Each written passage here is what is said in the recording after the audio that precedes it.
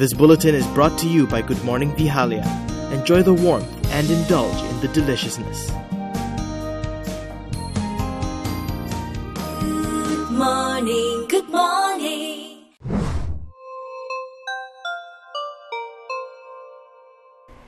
Hello ladies and gentlemen. Now some of you are comfy at home watching this while some of you are watching this episode of KiniFlash from overseas. I know, because there are a number of you who post comments like, hey, watching from the Netherlands, or hey, watching from Taiwan, or so and so forth during our KiniFlash live streams.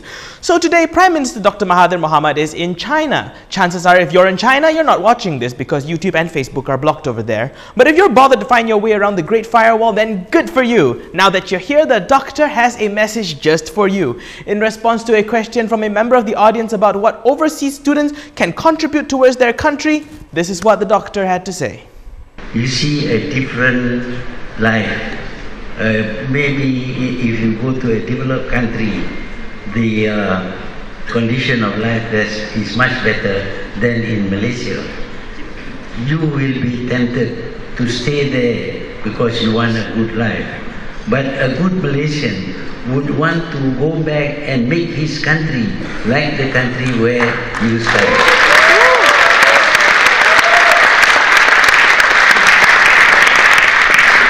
Of course, the pay may not be as big, but please remember that although you are paid less, the cost of living in Malaysia is much less. If you don't believe me, you go to London and buy things, and with that same amount of money, you can buy 3 times what you buy in London. That is why people who live in Malaysia, although the pay is low, but the standard of living is higher than expected with that low pay.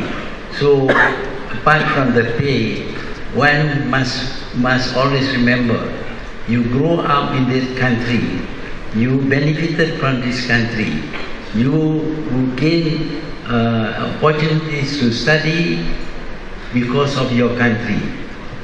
It is now payback time. While meeting the Malaysian students in Beijing today as a part of a 5-day official visit, Mahathir was also rather moved by the sight of Malaysians singing the Negaraku. Saya percaya, walaupun rakyat Malaysia berada di negara-negara lain, tetapi mereka semuanya setia kepada negara. Saya rasa bangga di bandar Beijing ini, jauh daripada Malaysia, kita mendengar lagu Negaraku dinyanyi oleh semua daripada rakyat Malaysia.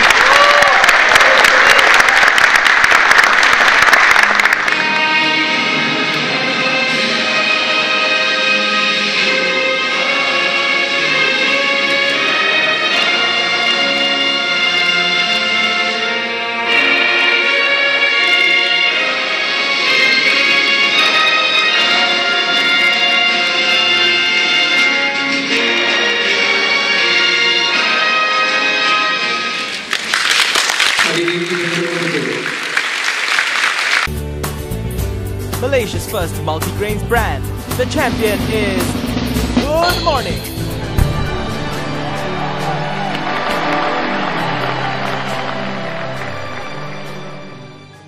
Look. Transport Minister Anthony Loke today swung at MCA for criticizing his decision to cancel all the unpaid automated enforcement system or AES summons up to the end of this month. Now, some context about this. Anthony Loke announced this last Friday, explaining that the fines have been waived because the money is not going towards the government but is actually being collected by private companies that operate and manage the AES camera systems.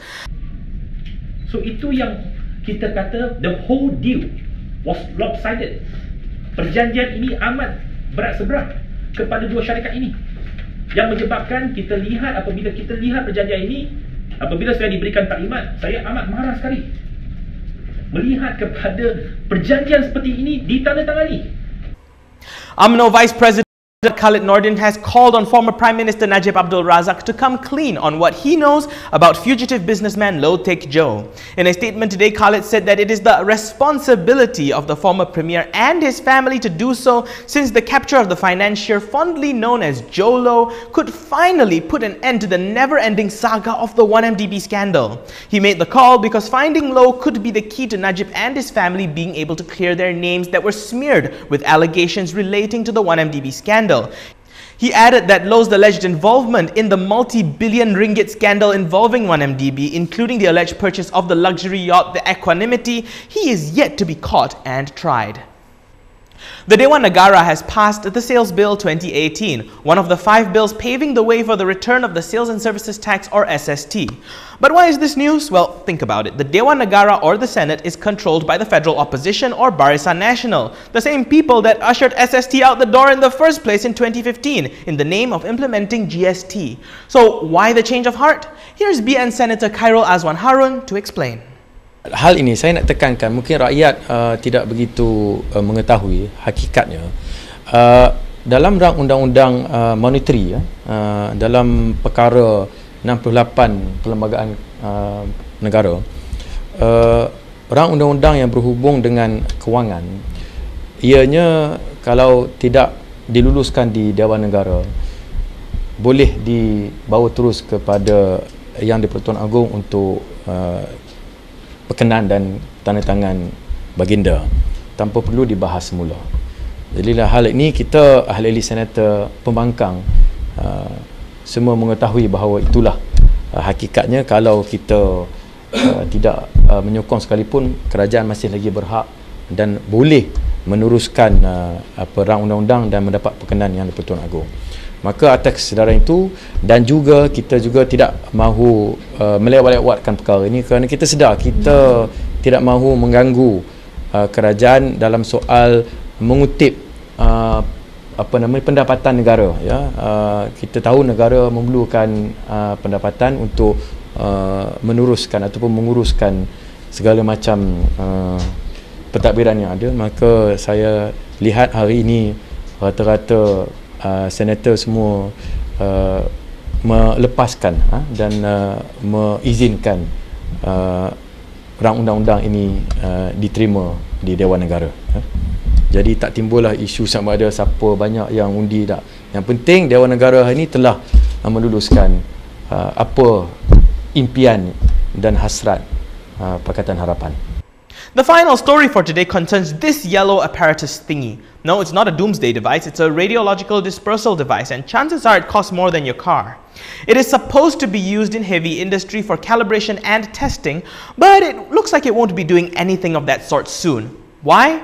Because it's missing. So now it's news, yeah! The police and the Atomic Energy Licensing Board are scrambling to search for it as it contains iridium-192, which they fear could be used to manufacture a dirty bomb if it falls into the wrong hands. So you know what Tom Cruise was up to in Mission Impossible Fallout? Yeah, the same thing's going on in PDRM right now. Well, jokes aside, the 23-kilogram device went missing while it was on the back of a pickup truck en route from Seremban to Shah Alam at about 2 a.m. on the 10th of August. It was there when they left Seremban, but it was missing when they arrived at Shah Alam, and they claim they did not make a stop. The 2 technicians who were using and transporting the device were remanded by the police, but they were released later when investigators found no criminal elements. The truck was also checked and the locking mechanism was found to be sound. A search involving the company, AELB and Plus Expressway searched the highway, but they found nothing. So if you see this thing, contact the police immediately. It's safe as long as it's not opened up, but police fear that if it's dismantled for scrap metal, just like the fridge you left outside your house a few years ago, it could result in serious radioactive contamination. Let's hope Malaysia doesn't have to add a radiological dispersal device to the number of things we've lost over the last decade. Well, hit like, follow, subscribe and share this video. If you got something to say, hit me up on Twitter or post it in the comments. I'm Daniel Anthony. Thank you for watching.